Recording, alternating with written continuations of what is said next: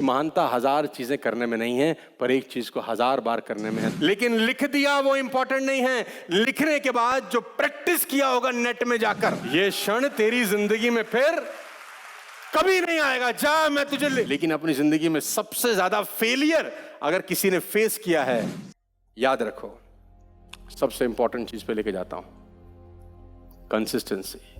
What transform average into excellence. जोर से पढ़ेंगे मेरे साथ साथ, इंपॉर्टेंट है इसलिए पढ़वा रहा हूं, साथ साथ पढ़ेंगे मेरे साथ। I have missed more than 9000 shots in my career. I have lost almost 300 games. 26 time I have been trusted to take the winning game shot and missed. I failed over and over again, that's why I succeed. ये दुनिया के सबसे महानतम basketball player Michael Jordan का quote है। Ladies and gentleman, जितना rejection इस आदमी ने अपनी जिंदगी में फेस किया है, मुझे लगता नहीं प्लेनेट पे कोई आदमी कर सकता है। लेकिन आज अगर आप माइकल जॉर्डन की नेटवर्थ की बात करेंगे तो आपके होश फाख्ता हो जाएंगे। किसी बड़े फिल्म स्टार, किसी बड़े हॉलीवुड स्टार से बड़ा उनका मकान है और वो राजा वाली जिंदगी बिता रहे हैं आफ्टर द रिटायरमेंट। लेकिन अपनी जिंदगी में सबसे ज्यादा फेलियर अगर किसी ने फेस किया है, is a man I am talking about. लेकिन इनमें एक ही क्वालिटी है, लगे रहो, लगे रहो, लगे रहो। मैं तस्वीर के साथ आपको बता देना चाहता हूं प्रैक्टिस और कंसिस्टेंसी की ताकत।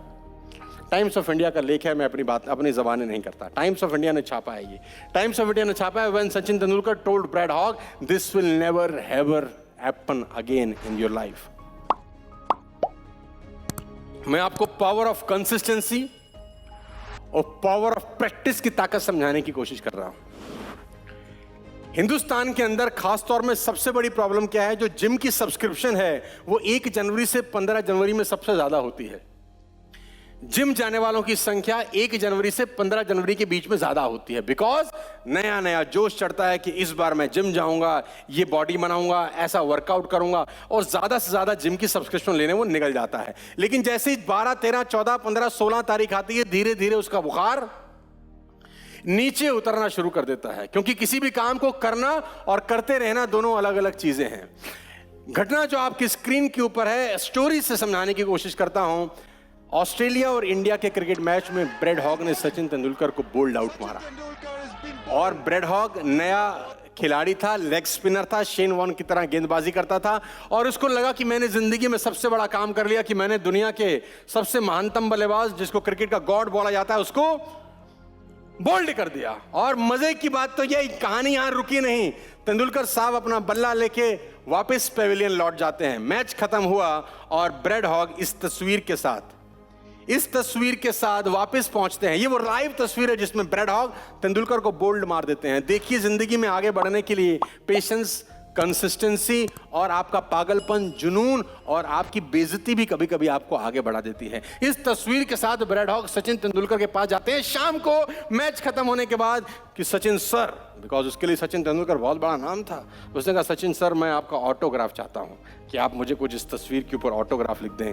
और टाइम्स ऑफ इंडिया का यह आर्टिकल है कि सचिन तेंदुलकर इस तस्वीर पे ऑटोग्राफ में लिखते क्या हैं। सचिन तेंदुलकर इस तस्वीर में, इस ऑटोग्राफ पे लिखते हैं, bread Hogg, this will never happen again. ये क्षण तेरी जिंदगी में फिर कभी नहीं आएगा। ये क्षण तेरी जिंदगी में फिर कभी नहीं आएगा। जा मैं तुझे और ये लिखना तो आसान है। सोचो तेंदुलकर ने इसके बाद कितना प्रैक्टिस, और इसके बाद सचिन तेंदुलकर और ब्रैड हॉग 45 बार आमने सामने हुए। जब ब्रैड हॉग ने सचिन तेंदुलकर को गेंद करी, चाहे वनडे हो, चाहे टेस्ट हो, चाहे आईपीएल ही क्यों ना हो।